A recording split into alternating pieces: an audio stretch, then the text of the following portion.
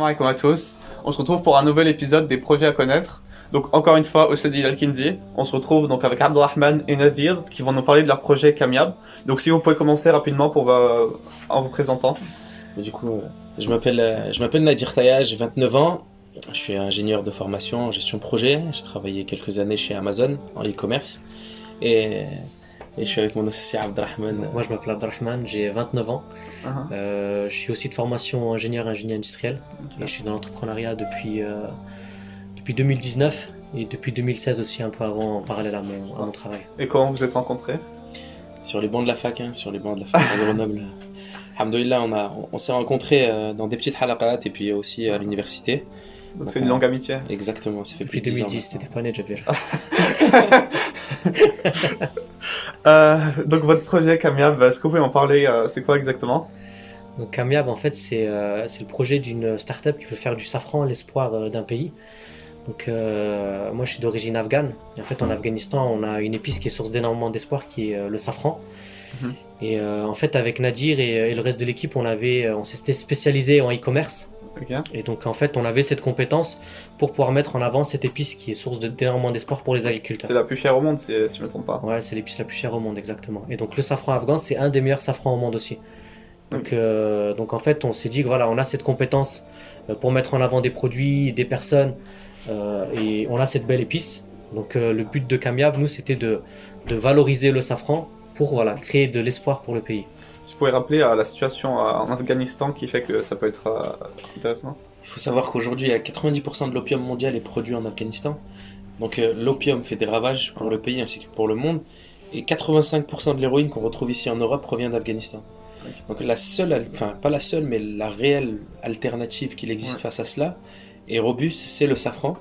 Le safran est plus lucratif dans la production, dans l'agriculture, que l'opium. Nous, ce qu'on se dit, c'est que l'agriculteur produit un safran de qualité, donc c'est un art ancestral, tout doit être fait à la main, on ne peut pas l'automatiser. Et nous, notre expertise avec Abdelrahman depuis ces 4 dernières années, c'était de faire du e-commerce, donc aller chercher du trafic gratuit ou payant, ramener du monde sur une offre et faire en sorte que cette offre soit belle, l'enjoliver et faire en sorte que ça convertisse. Donc nous, on met notre service à ce projet, à cette épice qui est source d'énormément d'espoir. Et il faut savoir aussi, si je peux me permettre, deuxième point, le safran a un impact donc sur l'opium, sur le narcotrafic, et on espère faire reculer cela là-bas. Le deuxième point, c'est que c'est une porte d'entrée vers l'employabilité des femmes afghanes. On retrouve 80% des femmes dans le travail de récolte dans le safran. Et enfin, le troisième, on retrouve 2,5 millions de réfugiés et migrants afghans à travers le monde. Et quand on fait un zoom sur cette population, on se rend compte que c'est une population qui est éduquée, qui a fait des longues études. En fait, cette jeunesse n'arrive pas à entrevoir un avenir dans son pays. Et donc, du coup, nous, on souhaite s'inscrire dans cet élan d'espoir via le projet Kamiab. C'est bien. Donc, c'est quoi les principaux obstacles qui se mettent face à vous? Des obstacles. Au final, c'est l'entrepreneuriat, c'est au final surmonter des difficultés et pouvoir apporter des solutions. Donc voilà, ça fait partie du jeu. Il n'y a pas vraiment d'obstacles, il y a juste des difficultés qu'il faut surmonter. Après aujourd'hui, voilà, notre force, c'est d'avoir une équipe qui est complémentaire, d'être accompagné par des structures qui accompagnent à l'entrepreneuriat, et puis d'être à l'écoute et de pouvoir savoir pivoter, etc. Quand tu sens que ton projet, il faut peut-être l'amener d'une autre manière, et il faut faire ce travail-là. Il ne faut pas être borné et n'écouter personne. Et là, vous êtes une équipe de combien? C'est vous deux? Non, on est 4 en tout. 4. Donc là, tu as Abdelrahman et moi. Ensuite, il y a Karim et Hilal. Donc chacun a une expertise différente. Abdelrahman, on a un peu le même profil, un peu légèrement différent de par notre expérience professionnelle. Lui, il a travaillé plutôt dans l'industrie du câble, il a travaillé en Norvège notamment, plutôt en qualité, et ensuite il s'est spécialisé en lean manufacturing. Pour ma part, c'était plus amélioration continue et qualité pure et dure chez Amazon. Karim, lui, par exemple, il a fait une école de commerce, Cage Business School à Marseille, où il s'est spécialisé en marketing digital.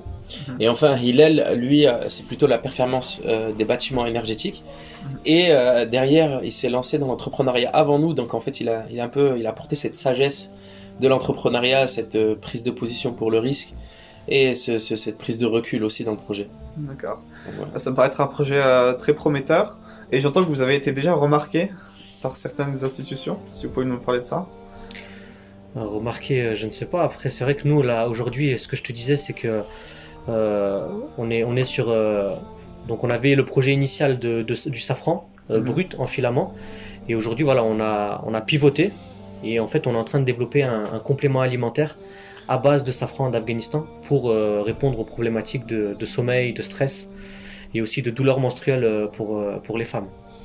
Donc quand je te disais que voilà, il faut être à l'écoute du marché, il faut savoir pivoter quand il le faut, Oui. Et ben c'est clair, ça a clairement été notre cas. D'accord.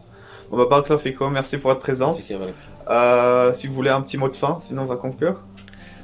Le petit mot de fin, peut-être si on peut apporter un conseil, vu que la chaîne c'est de nous interviewer, peut-être donner des idées à des futurs entrepreneurs. C'est l'idée.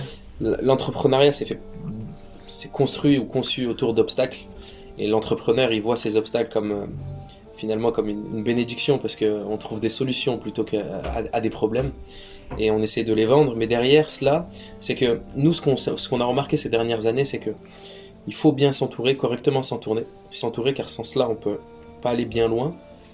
Et derrière, c'est à force, au fur et à mesure qu'on avance dans l'entrepreneuriat, on s'entoure de plus en plus de personnes, chacun donne son avis sur notre projet. Il faut savoir écouter, mais en même temps aussi savoir rester focus.